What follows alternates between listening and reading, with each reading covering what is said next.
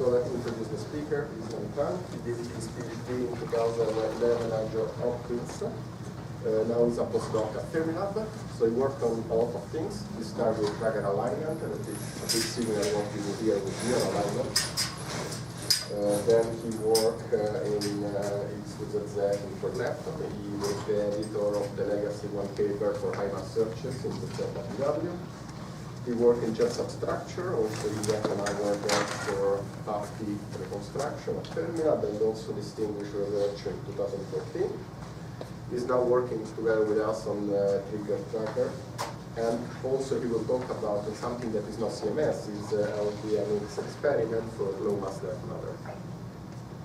Sorry.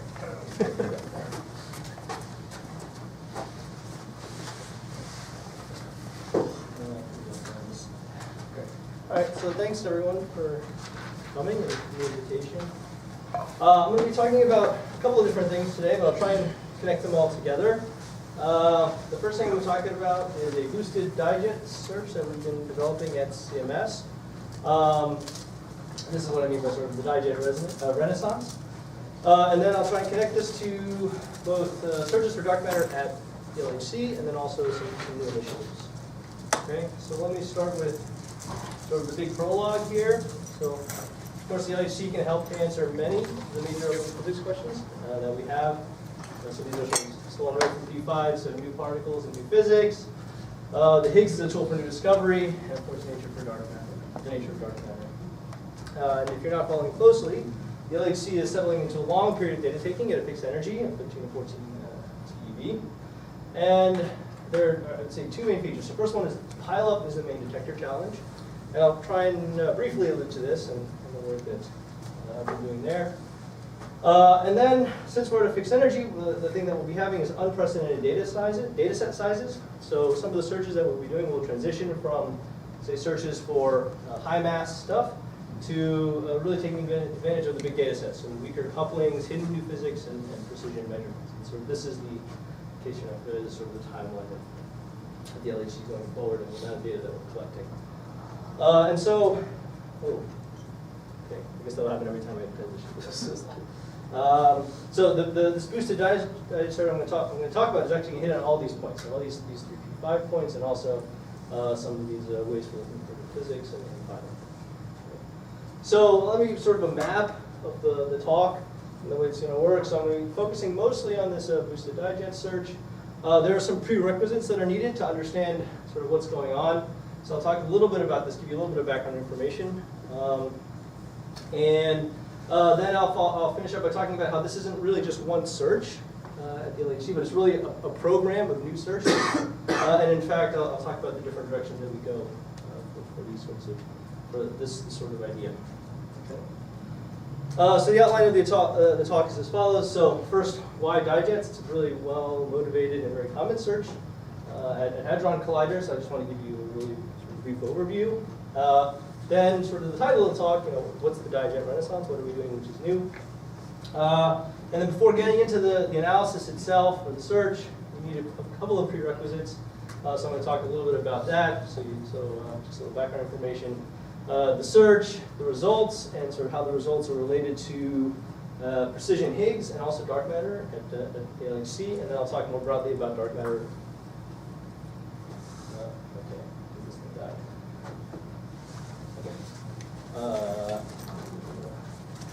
Is that like a stick or something? It's a stick.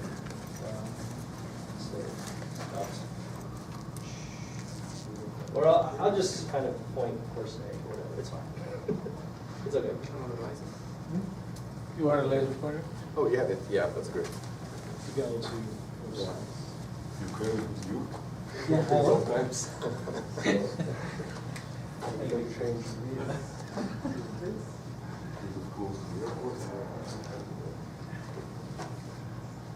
All right, perfect. Thank you. Sorry.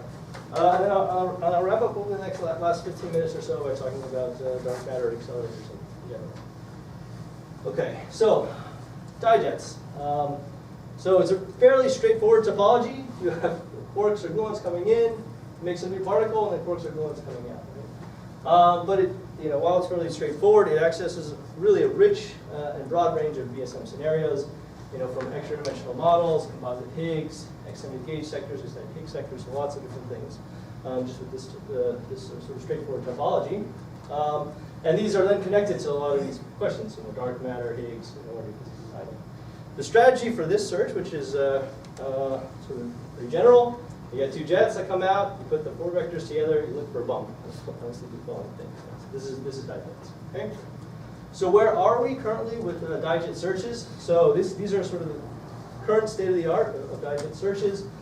This is the X mass here, now we call it Z prime on the X-axis, and on the Y-axis here is coupling, or effectively cross-section. Right? And the question is, where have we searched for Dijets? Basically along this entire mass range. Right? You have here searches here, UA2, so this is from a search from, well, it was published in the 90s, but it was done in the 80s. And you have CDF, you have Tevatron results here, and then you have CMS and Atlas results up at high mass, right? Okay. So the first thing I want to point out is that now that we're at a fixed energy, it's actually harder to go in this direction, right? So we do this incrementally now. So we're adding data and we're pushing out in this direction. But this is challenging just because we don't have new energy, right? And so the main feature of this plot that you might see is what I'm going to call the classic Dijet wall. So essentially we don't, since the 80s, we haven't done searches in this region here, right? And the reason that it's hard to go down in this region here, right, is because you're limited by trigger and very, very high backgrounds, okay? So the question is, how do we access this regime to do Dijet searches? And in fact, it's not just a place that we haven't looked, but there's a lot of interesting implications for new physics. There's strong connections to dark matter, which I'll talk about, hidden sectors, and so on. Okay. So what's the trick? The trick is associated production with a jet, right? So you have some light Z prime here, or some new resonance, and you look for some initial state radiation jet to get you above the trigger threshold, right? You need a lot of energy in the event so that you can get above the trigger, right? So here's what we're asking for, essentially. Some high PT, for example, gluon jet here, and then you look for some lightish, so now we're looking for lightish particles here, say 100 to 300 GeV, right? You look for some light particle, which is then highly boosted, and then you're looking for these quarks within a single jet, right? So this is the search. And so this is the first time I want to emphasize, this is the first time that this search has been done at the LHC, and in fact it's actually a confluence of a lot of hot topics. So it's not just about Dijets, there's connections to what I call this LHC dark matter monomania, our searches for dark matter at LHC. And it turns out because of this way that we do the search, right, we look at a single jet, and I'll talk more about this in a second. There are also challenging jet substructure applications and thinking about correlations between observables. So this is something that we've been really hammering on in the past couple of years. Okay, so just to be clear, here's the search. So the search is for a single jet, so you have some collimated spray of stuff, and you're looking for a Z prime. This is the signal looks like. There's two quarks, and this quarks radiate. And the background is your standard model quark jet, right? So you have some quark and radiating as well. And the trick here is that really doing a generic bump hunt on a jet mass distribution requires both a deep knowledge of jet substructure and QCD. And these are the technologies that we have to invent to do searches like this. And so this is what I mean by sort of the Dijet renaissance. This is a twist on classic Dijets, but it opens up a new phase space of searches. Okay, so this is the executive analysis overview. You have some Z prime, right, decays to two quarks. It's recoiling against a very hard quark or gluon jet, right? And you look for this guy boosted in a single jet. There's a lot of sort of jargon here on the sides. I'm going to get back to this after I give you the sort of background information. Okay, so let me take a step back, okay, and we'll talk about the prerequisites here. Okay, so this may be familiar to a lot of people here, but let me just go through this quickly for those who are not super familiar with the CMS detector. Right, so this is sort of a slice transverse view of the CMS detector. And then each layer is there to detect different types of particles. And the thing that I wanted to highlight about this slide, since it's probably familiar to many people, is this table down here, which is the complementarity of the different subsystems, right? So as one subsystem starts to lose or degrade in performance, another one picks up for it. So the cal picks up for the tracker, where the tracker starts to degrade and so on, okay? So what does that lead us to? That leads us to something called particle flow reconstruction. And the idea is rather holistic in the sense that you have, let's a set of detector signals, clusters, tracks, and you want to translate this into a list of particles in a way in which we can account for all the energy in the detector, all the way down to very low energy. So we get a list of muons, electrons, photons, neutrons, and charged hadrons. Right? And this has been very successful at CMS, as many of you know. But I would say that, in fact, the sort of true champions of particle hole reconstruction are, in fact, jet substructure and pilot mitigation. I'm going to talk a little bit about that and how that feeds into this search. Okay. So the first thing I've sort of talked about is jet substructure. So what do I mean by that, right? So typically you think of a jet, for example, some quark that's sort of radiating your detector. It's just some collimated spray of stuff, and you just think of it as one object. But in fact, there's been a lot of work at the LHE to understand all the stuff that's inside of a jet, right? And in some extreme parts of phase space, what's inside of a jet is actually really interesting and can be a striking signature, right? So you have some spray of stuff, neutral hadrons, charged hadrons, photons. And often it's light quark jet, or a V jet, or gluon jet, or now at high pileup, it's maybe pilot jets, right? But in fact, you can also have things like this, like a W or a Z jet, right? So if it's boosted enough, you can actually have a W or Z inside of a single jet, eighth jet, or top jet, right? And these are really interesting scenarios that you want to be able to pick out. And in fact, what I'm going to talk about is probably the most advanced version of this, which is looking for some generic thing, right, in a jet. You actually have no idea what it is. And there's a lot of work that goes into understanding this. You have to understand QCD essentially, but these are techniques which have been successfully implemented in CMS and Atlas. Lots of performance papers using lots of analyses now, QCD measurements, searches, and SUSI and exotics. So these are things that basically in the last 5 years have really shot up. Okay. And I wanted to give one example of a place where these techniques are really useful. And so, for example, if you want to do searches for dibosons, right? So if you want to look for pairs of WZs or Higgses, right? You have some heavy particle X, right? And if this thing is really heavy, then these guys get a lot of boost, right? And then this decays into a single jet, essentially, because these guys are produced for a lot of boost, right? And there are a broad range of searches that do this sort of thing. And I wanted to point out this topology in particular, not just because it's very useful for understanding substructure, but in particular, two-pronged substructure, right? So you have W's and Z's that indicate to a pair of quarks. And the tools that we use for understanding these things, then if you look for a Z prime going to QQ bar, for example, we would also use the same tools. Okay? So these are the types of things that we're talking about. The other thing I want to talk about is pileup. So, as many of you are aware, pileup is the greatest experimental challenge going forward at the LHC. It affects everything: detector design, object performance, and physics sensitivity. Right? So if you're not familiar with what it is, so essentially within the same beam crossing, you can have multiple PP collisions, right? You have to be able to pick out the one that you care about and get rid of all the rest. So in 2015, we were dealing with about 20 pileups. So this is an event with 25. This is what it looks like when you zoom in really close on the interaction region. This year we're up to 50 pileup. Next year even more, and then in this age LHC period, it's going to be 142. And so this is a real challenge. And so, as we started to think about issues with sort of solving the problem of pileup, something that we worked on in 2014 is this thing called pileup per particle identification, or PUPI. And the idea here is that, well, how would you want to get rid of pileup in the most generic way possible? Well, ideally, you would just come in, you would just pick out each particle from the event, you just pull it out of the event and say, I don't like that particle, it's pileup.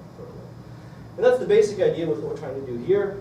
You have a general framework, and using particle flow, right? The particle flow interpretation of the event, you try to decide before even jet clustering, how likely a particle is to be from pileup or to be not from pileup. Right? You use all different types of information, tracking information, essentially asymptotic behavior, or you can give it as sort of the uniformity of pileup. And then the key insight in our paper was to use essentially the QCD ansatz to infer what neutral particles do as pileup. This is collision radiation. And even with in the 2016 data set, we're showing large gains using this method for mitigating pileup.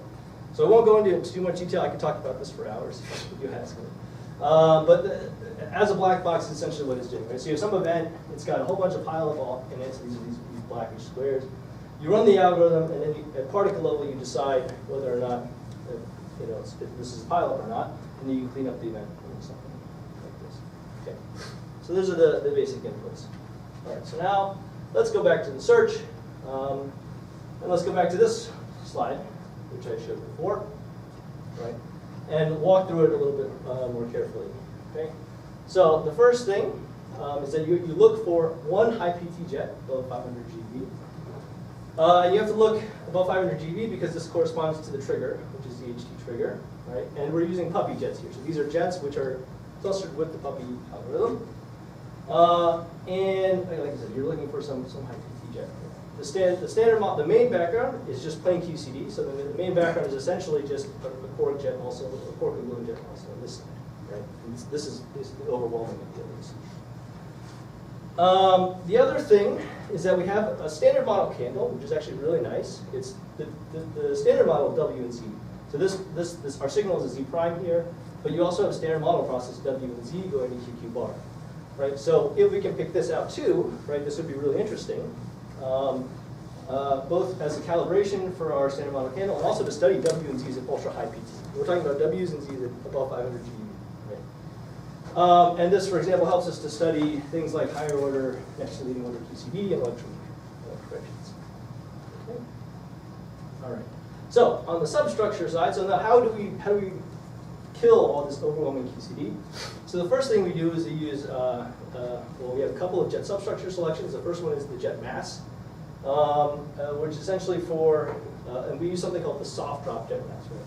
It's essentially a way to clean up the jet and push the QCD background even lower, right? So when you broom the jet or use the soft drop algorithm, you basically push the QCD jet mass from here back down to 0, and it maintains your, let's say in this case it's the W jet, but it maintains it at the W mass. So this is our main observable. This is what we're going to use. We're basically going to look for a bump on the jet mass spectrum. But there's another handle we have, which is the structure of the jet itself. And this is what we call N sub jettiness is the variable that we use here, but there are lots of variables that do this, but you can think of it essentially as how prongy is the jet, right? Are there lobes of information or energy, or is it just one big spread of energy? And this variable, tau T1, is a measure of the jet's N subjet consistency, right? So ratio of how likely it is to be 2 subjets over 1 subjet pushes you towards 0 for signal and towards 1 for background. So this is another variable that we can cut on. This is the basic idea. And because we want to be insensitive to pileup, we use the puppy inputs. Okay, so this is an example. This is a plot here showing you the signal efficiency as a function of pileup, essentially kind of vertices. And what you see here, for example, so this is the full selection under signal. So this is a mass cut plus N sub j-ness or tau T1 cut, and you can see using puppy, it's flat versus pileup. Essentially, but if you had used something like the precursor of others, that basically just charge hadron subtraction, you essentially would just, your signal efficiency would start to die, right, as soon as you get to high pileup. So this is not a lot, right? This is like 30, or you can suffer. Okay? So this is the reason that we're using puppy. All right, so the search, these are, I just wanted to flash these are data to simulation plots. This is the jet mass, this is the N sub j-ness cut. And the first thing you notice is that, while it looks pretty good, the data in Monte Carlo is not that great, right? And so what we want to do is estimate the background in a data-driven way, because these variables are notoriously hard to model, essentially, even though it's QCD jet structure, so part-time shower observables. Okay. All right, so let's think about how we would do the background estimation. Well, let's go back to the Dijet case, right? So Dijets is the Dijet case, and the nice thing about the Dijet case is that the background is essentially steeply falling, right? And where does that come from? That essentially comes from your PDFs, right? You basically have, so the energy of the stuff in the protons is steeply falling as a function of the fraction of the proton energy. So then when you put two of them together, your background is also steeply falling. And so the strategy is pretty straightforward. You look for a bump on a steeply falling. This is not the case if you look at the jet mass, for QCD, the jet background, right? And let's say the main problem is that the QCD jet mass is bumpy, right? So now you're looking for a bump on a bump, and this is a lot harder, okay? This is just some sort of naive understanding of what, from a QCD theorist point of view, what the jet mass looks like. But essentially, there's a part, which is the fixed order part. It blows up as you go to a mass of 0. And then there's a resummation part, which follows as you go to mass of 0, right? So you end up getting a thing that looks like this. And then what makes it even more complicated is that when you cut on the unsubjettiness, which is correlated with the mass, you get even a more bumpy thing, right? It looks like this, right? So now you think, okay, I want to look for a bump on a bump. It's always super hard. And so this is the real challenge when I talk about looking for a bump in the QCD mass distribution.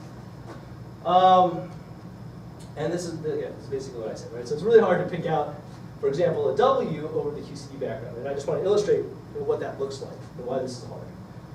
So let's take the jet mass distribution. This is just an illustration of what's going on, right? So you take some jets, you look at the QCD mass distribution, and then this is your W over QQ, or W to QQ, right? And depending on your N sub j in this cut and your PT, all these things move around, right? So depending on your cuts, you're basically looking for a bump on a bump. And this is sort of annoying. Now, if you think about, now I'm not looking for a thing where I know the bump is, which is at 80 dB, but I'm looking for some generic Z prime. This becomes a lot harder. This is a single jet topology. Single jet. You just look for one jet, you look at the QCD mass, this is what it looks like, the background. Right? And then if you were to look for the W to QQ on top of it, it's always at 80. So in case of W plus J. Mm-hmm. Yeah, exactly. Yeah, sorry. This is now taking the standard model case of W plus jet and say, what does that look like? And depending on the cuts you make to your background, it could peak at different places. Okay, so you can ask yourself, how do I get away from this problem, essentially? Things peaking on, looking for a peak on top of another. And this is some work that we've been doing in the past couple of years. It goes generically under the name of designing decorrelated taggers. Right? So the basic idea is if we could just decorrelate the substructure variables from the mass variable, then whenever we cut on the substructure variable, it would sculpt the mass. Right? It's a pretty straightforward thing. But it's not so simple because we're talking about variables that are, one, notoriously hard to model, and two, notoriously hard to calculate. Okay? But if you could figure this out, right, you could do a number of different things. So for diboson searches, this turns out to be really nice because you have some sideband stability. The thing that we're talking about here is looking for generic search on a jet mass distribution. And there's also impacts the way the theory community thinks about designing observables. Okay. So the main result essentially from this bottom paper that we worked on was you can see that basically what's going on here. So on the left, right, this is what I was showing you in the previous slide. You take some QCD jet mass, this is the QCD jet mass, this is your background, and you start cutting on it, right? You'll just start sculpting your background more and more and more. It just becomes more bumpier and bumpier and bumpier, right? But if you go through some decorrelation procedure, which is what we proposed here in this paper, you essentially can leave your QCD background, like as you cut on this new decorrelated N sub j-ness, you leave your background essentially flat, right? And that's a lot easier to look for a bump on this than it is to look for a bump on a bump. So it's sort of a simple idea, but it's sort of, in practice, something that took a little bit of time to understand. Okay? And now that things are decorrelated, right, your substructure variable is decorrelated, you can actually use this information to also estimate your background, right? So if this is your mass variable, actually we use a scale invariant mass variable for rho, but basically it's mass. And then you have your substructure cut here. If you're looking for your signal here, this is your signal enriched region. You have this control region, which is signal depleted, but the background looks exactly the same, right?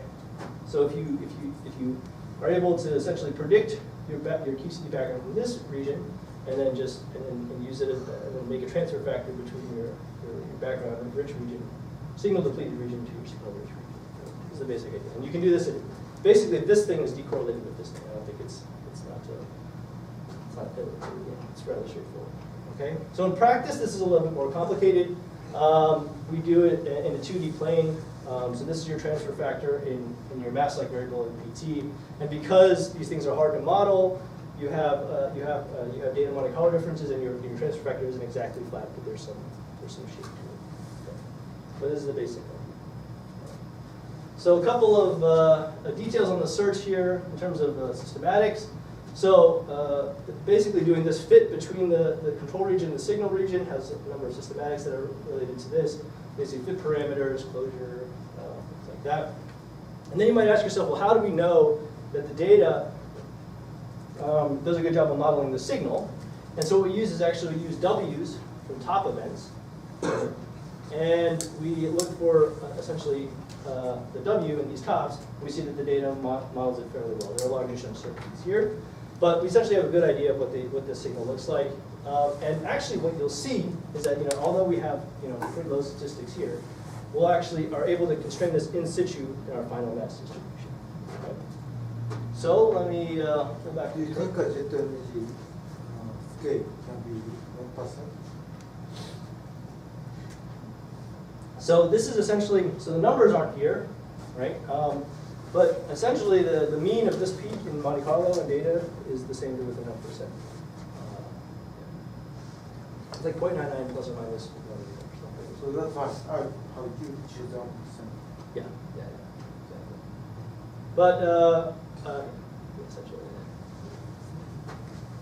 but you'll actually see. Okay, so let me just go to the final distribution. So in addition to this W peak here, so remember when I was talking about how it's hard to look for a bump on a bump using these decorrelated variables. This is now our final mass distribution, right? So now you're looking for, here's the soft draft jet mass again, and here now you have a beautiful W and Z plus jets peak, right?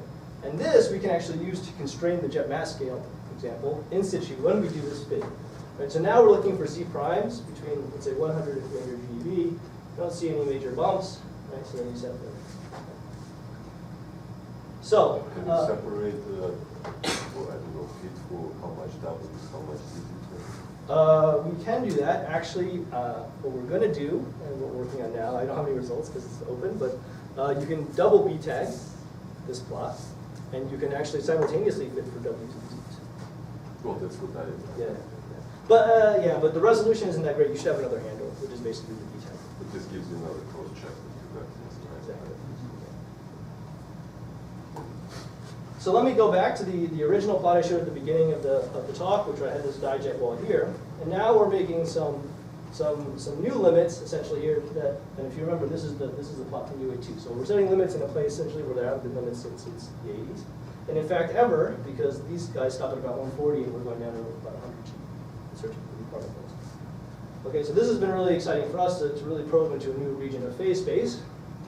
You think, okay, well, this is rather modest 200 GeV window which we're closing, but this is really a proof of principle analysis. This is the first time this has been done, like I said, at LHC.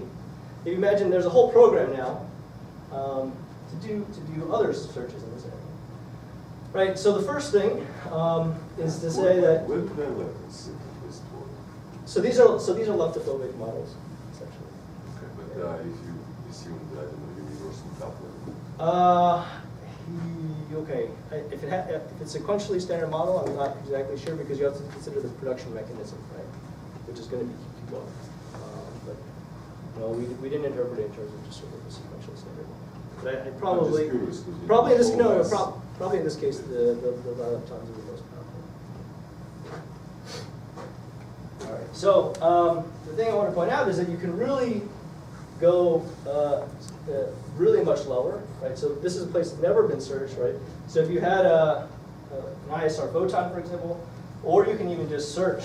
I mean, for sort of internal reasons, we stopped here. You can search all the way down to 50 if you want, right? But you can go even lower, down to like 20 or so. We're thinking about with an ISR photon.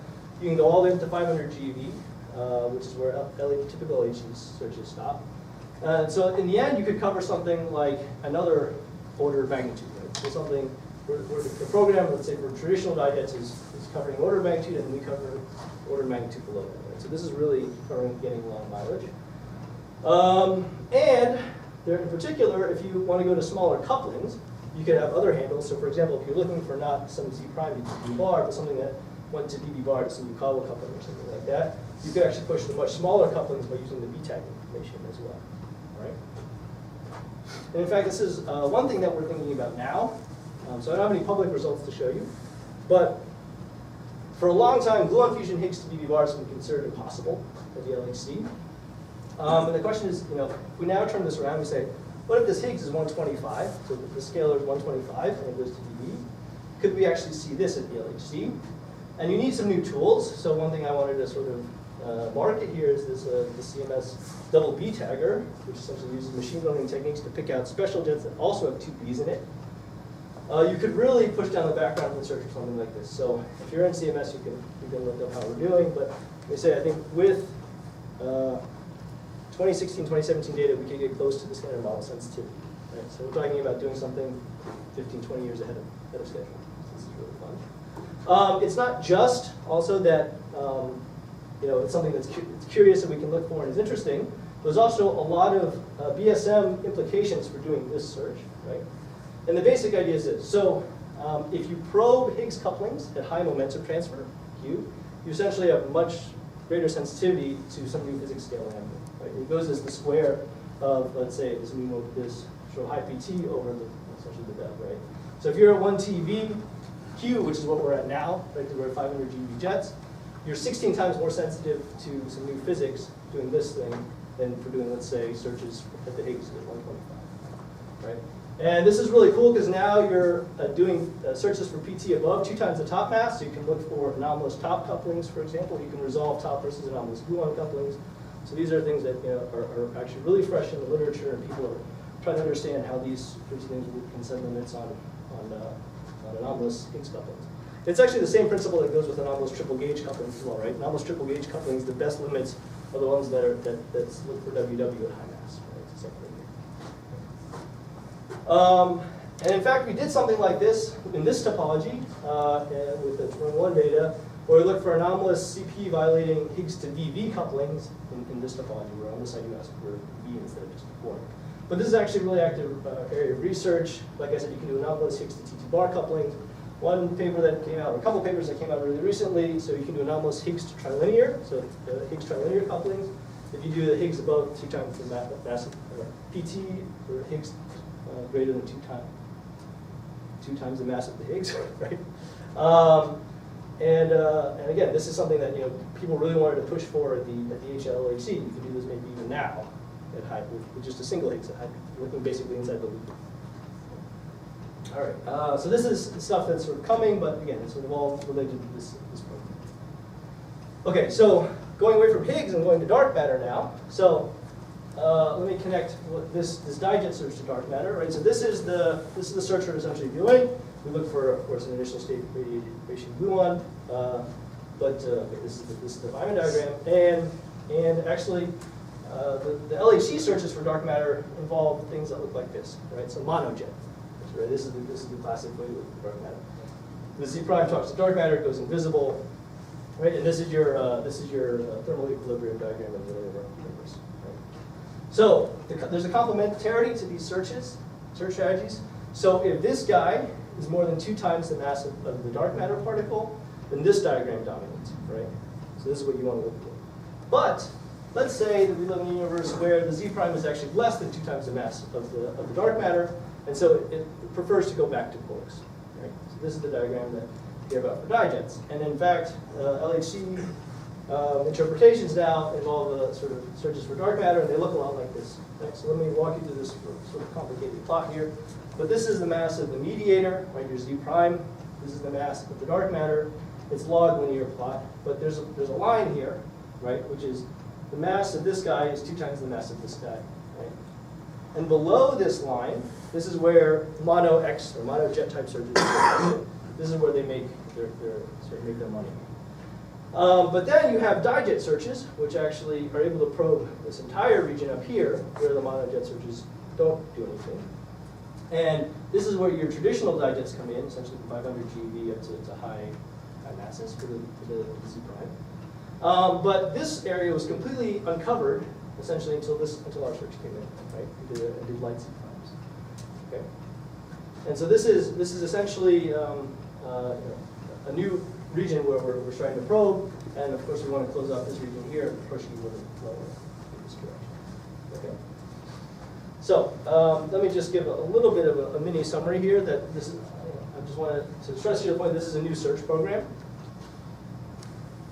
So we're probing new physics, right? This is a general principle, right? If we give some, now we're looking for hidden light new particles. We give them a boost, and then we can look for them in a sort of more straightforward way. And then there are implications for dark matter. Also extended Higgs sectors, which we didn't talk about at all. But like if you look for new scalars to dB bar, you can use this technology. And then this is also pushing towards new exploration of the standard model Higgs sector. Many ideas are coming out now for searching for new physics and looking at high PT Higgs and looking basically inside the loop for anomalous couplings. And this is, since we're really pushing the highest PTs, this is a really powerful probe. Okay, so I have say 10-15 minutes left. We'll take a little break and we'll talk about this last piece here. All right, so let's think a little bit more globally about dark matter. And we'll open up the search range to like 40 orders of magnitude. And so here is kind of where the collider search is looking, basically from the GeV to the TeV range. Right? But in general, thermal, let's say dark matter that was thermally, it has a thermal history in the early universe, is allowed essentially between an MeV and a GeV, roughly. And then you run into CMB bounds and also unitarity bound on the high end. And then if you want to look, let's say way down here, there's axions, of course, and then standard neutrinos in this range. Right? So there's a big place where we can look for dark matter. And the stuff that I've been talking about so far, dijets and monojets at the LHC, it's basically in this WIMP range here. Right? So 10 GeV to TeV, 10 TeV or so. But there's probably one glaring hole, which is this region here. What about this region? I mean, thermal dark matter is highly motivated, but this region isn't really as strongly looked for. And it's out of the reach of, let's say, conventional dark matter searches. So in direct detection, right, you run into nuclear recoil issues here, right, around the GeV scale. B factories that come in, they basically do monophoton, essentially. We can do the same thing here, but they also shut off in some region, and we want to get into this region here. So how do we do it? Well, let's talk about a benchmark model. So the benchmark model that we use is vector portal hidden sectors, right? It's a dark sector, talks to a standard model sector, and it looks something like this. Now, this looks a lot like the diagram I already talked about, right? There's Z prime here, you have your QQ bar, this is dark matter. This is the same exact diagram, except in the low mass dark matter field, they have different letters for everything. Right? So instead of Z prime, it's A prime.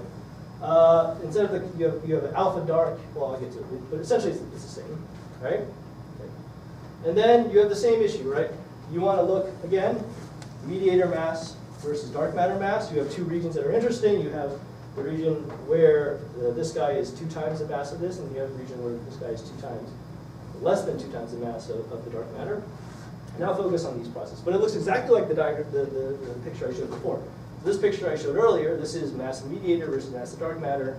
And again, you had this sort of bifurcation of interesting places to look. Okay. So this is the diagram. Now instead of GQs and GKIs, you have epsilons and alphas. Well, this is your standard model alpha, and you have an alpha dark, right? But because you're looking for dark matter with thermal history, right, you have a target to hit, right? So you can basically put all these things into one dimensionless coupling called Y here, and then you have a thermal relic density, right, which is measured.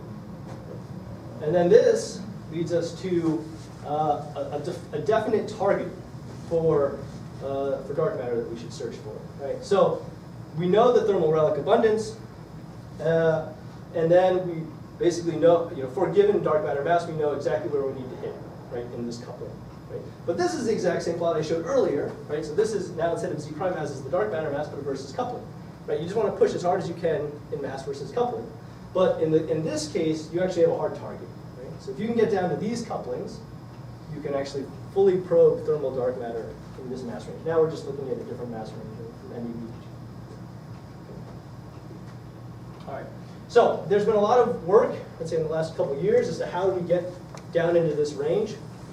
The first one, basically MEV to GeV dark matter, the dark matter accelerators, which I'm going to tell you about, and something I wish I know nothing about, which is the direct detection dark matter with light recoil, essentially electron recoils instead of nuclear recoils. But beyond that, don't ask me about it. And types of experiments that can get down this low. Okay. So there are actually a lot of different types of experiments that can do this. Like I said, so just to dark matter at accelerators, you have B factories, You have the hadron colliders, stuff I'm talking about essentially, right? Monojet, monophoton. And then you have a bunch of different types of experiments. Proton fixed target experiments, positron fixed target experiments, electron fixed target experiments. I don't have time to go into all these. I'm just talking about electron fixed target. And essentially, electron comes in off the target, it radiates a dark photon, and then this decays a dark matter, right? And so this signature, this is some electron plus missing energy, essentially. Okay. Now I'm going to give you sort of the, where the field is in terms of searching for light-dark matter. Like I said, it's being sort of, there are a lot of experiments which are being reinterpreted to look for light-dark matter, and some new ones that are coming up. Every time I look at this plot, or when I see it for the first time, my brain shuts off. There are too many lines on it. But I'll try and walk you through it here. So there are neutrino experiments on here. There are dedicated fixed target experiments here. There are direct detection dark matter experiments here. So we're going to just see super CDMS, CREST, 10, all this stuff. The ones with the solid lines are existing experiments that have already made limits. All the dotted lines are proposed experiments, right? These are experiments that don't exist. And here are the lines that we want to hit, right? How do we get down to these relic targets for the dark matter? And you see that in this range, at least from 1 to 100 MeV, there's only one experimental method, this LDMX experiment, which is be able to push that in this region here. And this is the one I'm going to talk about. All right, so how's the idea? So this is just generically, this is the reference here. Generically missing momentum experiments. So what do you have? You have an electron beam, comes in, goes to a target, radiates some dark photon, and this thing becomes invisible. You have a calorimeter here, and it sees nothing. Okay, so you have a soft electron, which is recoiling against a heavy mediator, and then nothing, right? And so the signature, like I said, it's an electron hitting the target, but the electron energy is soft. So this is a signal. This is the traditional Bremsstrahlung. So instead of radiating a dark photon, you just radiate a regular standard model photon. And so you have an electron that has high PT and very little energy that's coming off, right? And then nothing. Okay? In the background, the main background, is a real photon. It comes in, but every once in a while, so very rarely, the photon comes in and it doesn't shower like a normal shower in an electromagnetic calorimeter. It just hits a nucleus and just makes neutrons. You can't see them, right? So this has the same sort of signature, and these are called photonuclear reactions. And so this is the main background we have to beat down. All right, so we also need a beam to do this. So the real technology that's new here is that we can have electron beams that can put enough electrons on target to do these types of experiments. There's a proposed beam line at LCLS2 at SLAC. It's called DOZL, so dark sector experiments at LCLS2. It delivers 4 GeV electrons to LCLS2. LCLS2 is a BES.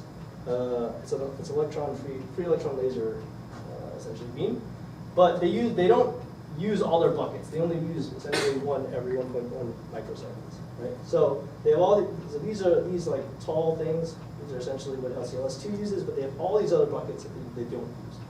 So downstream of, let's say, the BES, the experiments, you can have basically use all these unused buckets to siphon off electrons before they hit a beam dump, and you can use these for an experiment like this. Okay, so that's the idea. Now we're aiming for, in order to hit the thermal targets, you have to get something like 10 to the 14 for phase 1 and 10 to the 16 electrons on target. So there's a lot of electrons on target. So you're talking about basically electrons going every 5 nanoseconds hitting the target. And you want to have like order 1. That's the goal here. Okay? So the accompanying experiment that goes with this beam line is the light-dark matter experiment, LDMX. This is something that's going on. We're trying to understand the experimental feasibility, the number of institutions involved, SLAG, of course, UCSB, Minnesota outside UCSB, and Fermilab. And if you're not aware, there's a dark matter community planning workshop at the end of March where we have to sort of present these rules. So let me talk a little bit about this detector in the last few minutes. All right, so let me zoom in here. So this is what I was talking about. You have your electron coming in here. You have a target. You have your recoil tracker, ECAL, HCAL, and it all sits in there. Okay. The tracking system, you have a tagging tracker, which is based on it's an experiment. It's a dark photon search experiment, but these are essentially the technology from this experiment here. And the front tracker is to make sure that you have 4 GeV electrons coming in. Right? This tracker here is to detect or to measure the electron recoil PT, right? You want to have a soft electron come out. Then you have your ecal here. The ecal is based on CMS phase 2 HGcal, actually. So it's a tungsten silicon sampling calorimeter. And this technology is chosen because of the high radiation tolerance and the good MIP tracking. And then you have your HCal in the back here. So the HCal is to veto all these neutrons coming out the back.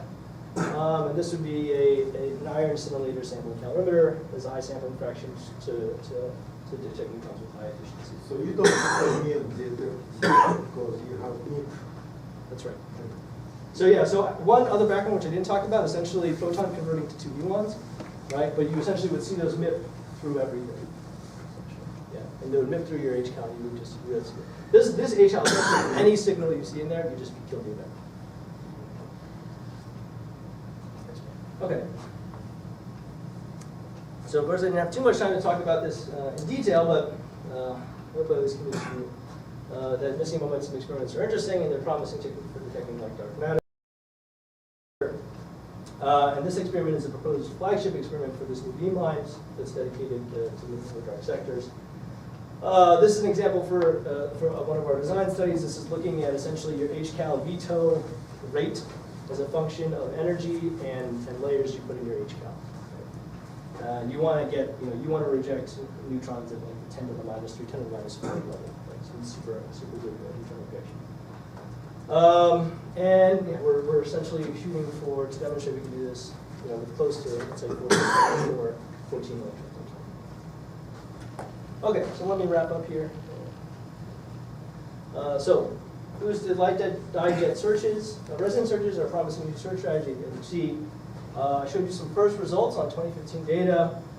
This is probing regions which are essentially unexplored since the 1980s or forever.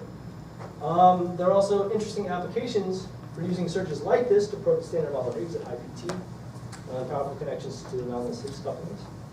And then also there's connections, of course, to dark matter searches at the LHC, this Dijet model jet complementarity, closing off the light mediator region. And then connected to going lighter, essentially. We can go lighter to light dark matter with thermal history. And this is an interesting alternative to what paradigm where essentially we looked and we haven't seen anything yet. And there are new initiatives such as this Basel beamline and the LDMX experiment. This is an accelerator-based strategy to definitively test thermal light dark matter.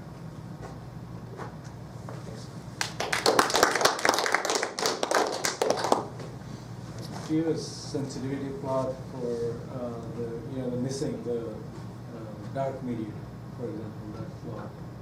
What is your sensitivity to how light you can go? So what you run into at some point is the electron mass, Yes. which is at 511 keV.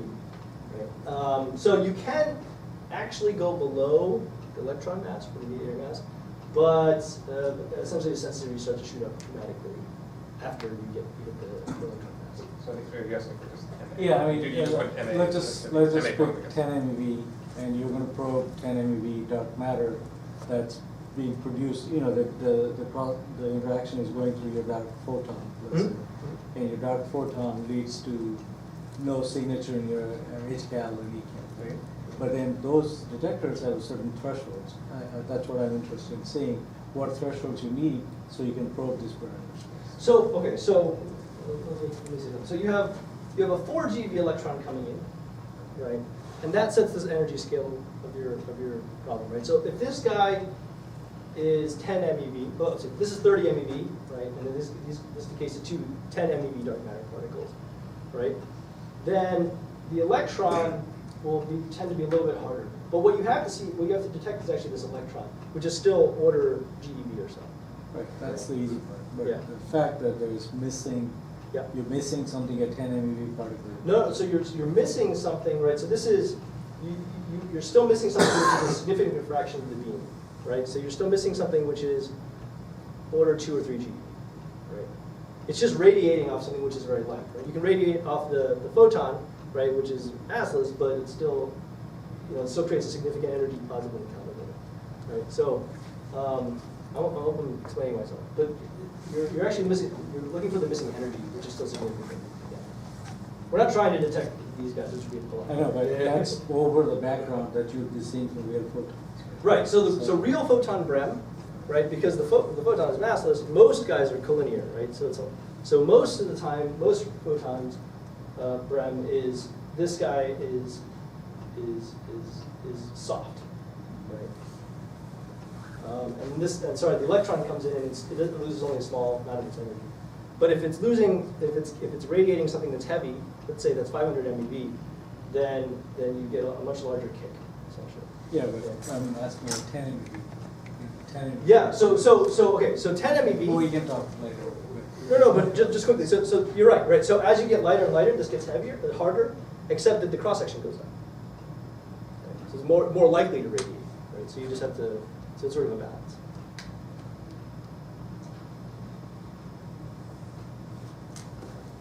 So how much sensitivity do you expect for photonics? I don't know what to say. I'm going to say, well, like I said, I think with 2016 and 2017 data, you can get to 1 times the standard model sensitivity. For HBD or HBD? Which equal to standard model. So I think even with this year's data, you would be very sensitive to anomalous couplings, right? Because anomalous couplings, you're looking at 5, 10 times the standard model, essentially the enhancement, depending on the model. But yeah, even the optimization within CMS is done. I want to put it at actual level. Or maybe if you ask me later. So, Back to your question. So, about the correlation, the jet substructure and the mass, Yeah. I think was really interesting. But Mhm. so, how it works? You can always correlate a variable from something else. Or- yeah. So naively, you can just you have 2 variables. It's very easy to decorrelate. Right. The trick that comes out from what we do is that you want to do it in a scale invariant basis, essentially. So if you do it, if you just decorrelate mass versus PT, you get into these regions of phase space where there's essentially you don't have a lot of existing power to decorrelate, right? Okay. So if you do this as a function of rho, which I didn't talk about at all, which is basically log of m squared over pt squared, then essentially it becomes a more tractable problem. We also start to explore basically analytic ways to decorrelate things, as opposed to just, I mean, you can do this numerically in a very straightforward way. The problem with doing it numerically is that then you have to rely on Monte Carlo, which has data Monte Carlo disagreement. Other questions? So we can thanks the speaker.